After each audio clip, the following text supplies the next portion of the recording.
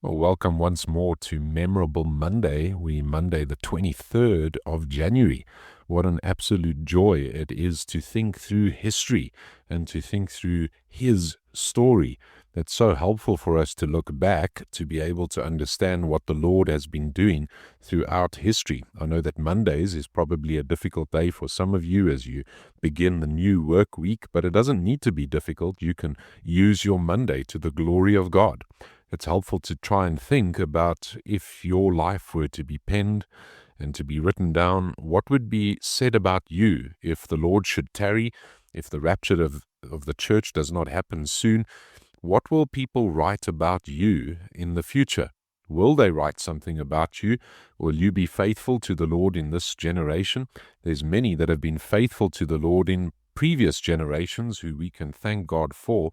I want to start off this week's Memorable Monday with Galatians 4, verse 4 to 7, because you might be wondering, well, why is church history so important? Why is this subject something that I should look into? I've got my coffee with me and I'm drinking that as we go. I hope that you won't put your feet up if you're driving, but that you will listen and that you will be edified by the Lord even as we look at a passage like this.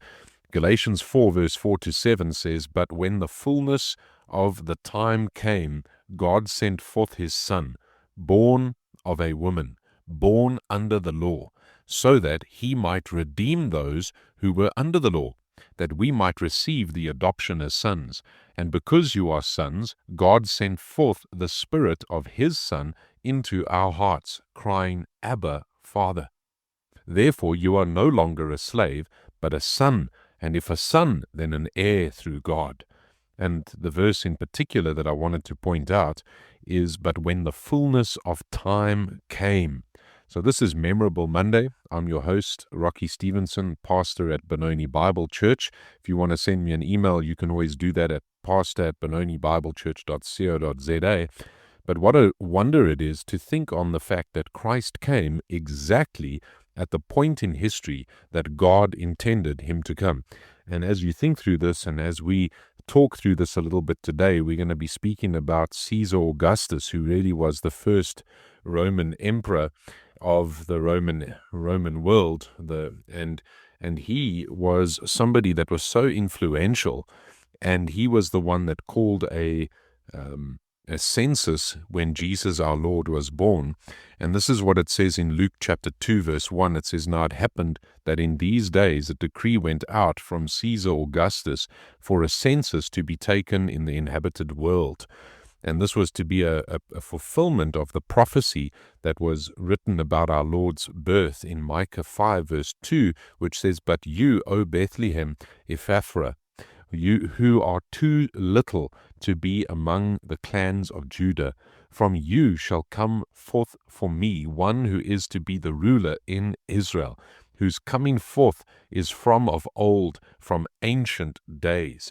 It's what a wonder it is to think upon the birth of our Lord Jesus, the way in which you have this Roman emperor who seeks to make a name for himself and show that he is such a great emperor.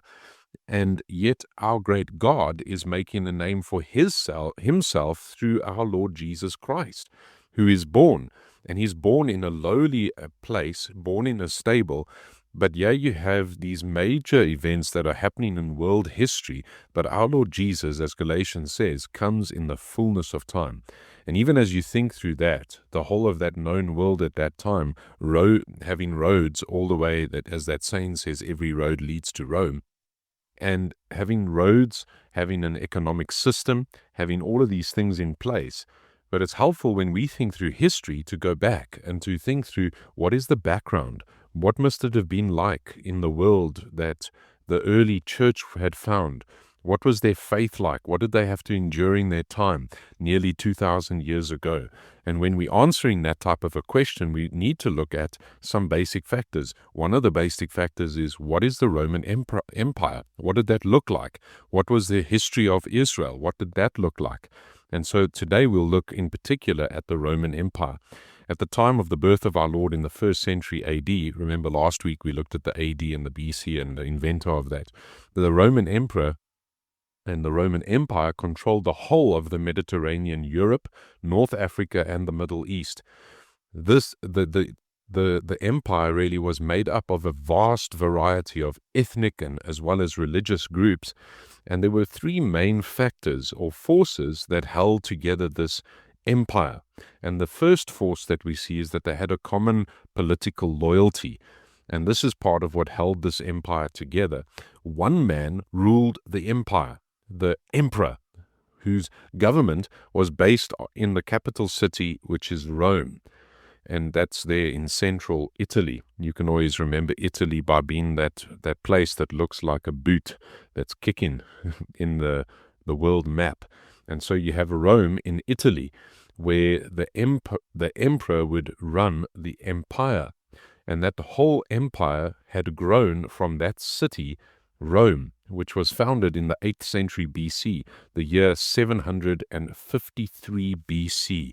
And at least that is what tradition tells us, that Rome was founded in 753 BC. This was around the same time as the Old Testament prophets Isaiah as well as Hosea. And so that's helpful to just keep in mind. When Isaiah and Hosea had lived was more or less the time that Rome had been founded. And Isaiah lived about 1,000 years before our Lord. And so you have well, not 1,000, but you have him living really 750 years before our Lord, and he was prophesying the coming of our Lord Jesus. And this is just fascinating to think through, because our Lord Jesus came in the fullness of time. And Rome had been governed by kings. In 510 BC, there was a political revolution that transformed Rome into what was called a republic, with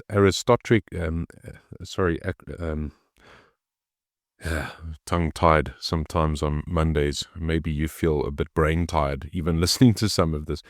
But aristocratic rulers and democratic elements were blended into this government called a republic. And so they could be really called the first republicans, if you wish.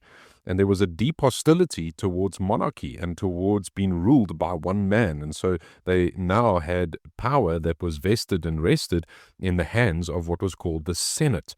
And it was a sort of a parliamentary like kind of a system where you had it dominated by the upper classes that were forming in Rome.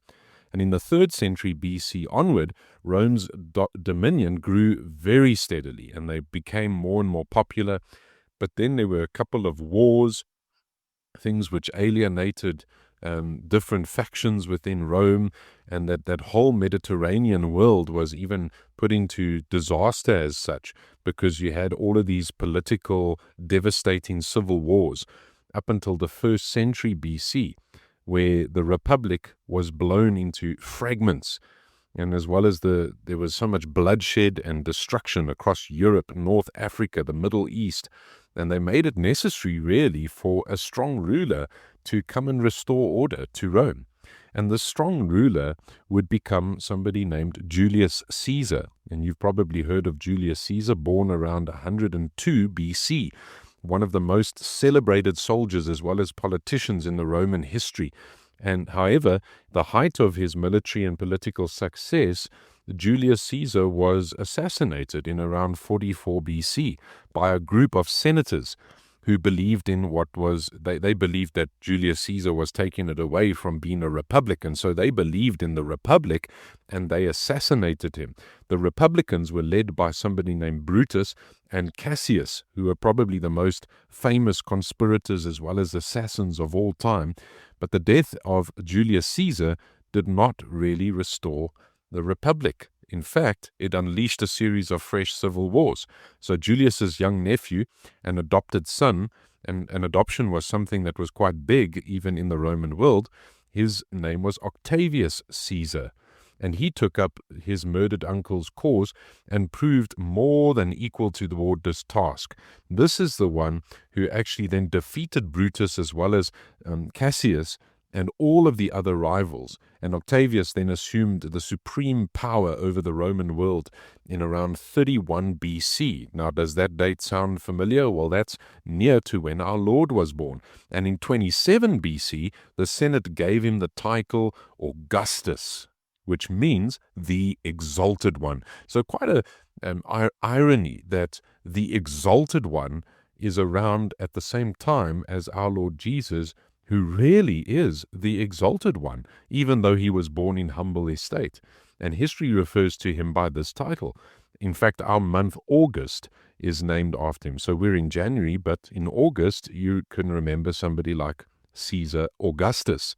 He is the same Augustus that then called the census that caused Joseph and Mary to go back to Bethlehem, where our Lord Jesus was born. You can see that in Luke chapter 2. And as I mentioned earlier from that section in Micah, his reign lasted from 31 BC to AD 14.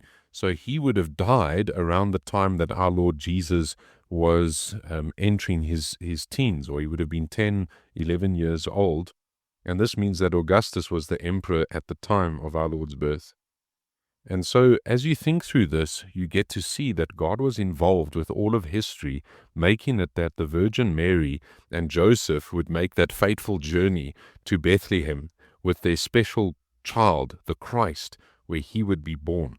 Augustus was actually such a successful ruler that the principle of government by a single supreme figure, the emperor, became the established pattern for most of the rest of the Romans and the Rome's long history.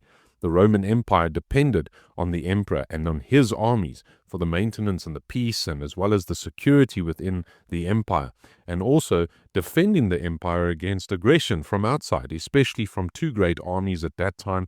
There was the mighty Parthian army, Parthian army, which was called the Persians, or the Persian Empire to the east, and then there were the Germanic tribes who lived across the Rhine, and very much Rome had this view, and they had this thought of, well, Rome is that which is civilized, and Rome represents all that which is order against all that which is a threat. And so this was the major thing that kept Rome together, was the centralized kind of a government, the fact that they had a political loyalty. Next week, Lord willing, in Memorable Monday, we'll continue to look at two other areas that kept Rome together. So may the Lord bless you as you think through the Roman history and the way in which our Lord Jesus came in the fullness of time. May you have a wonderful, memorable Monday today, and may you continue to work to the glory of the Lord. May you continue to enjoy this part of his story. Amen.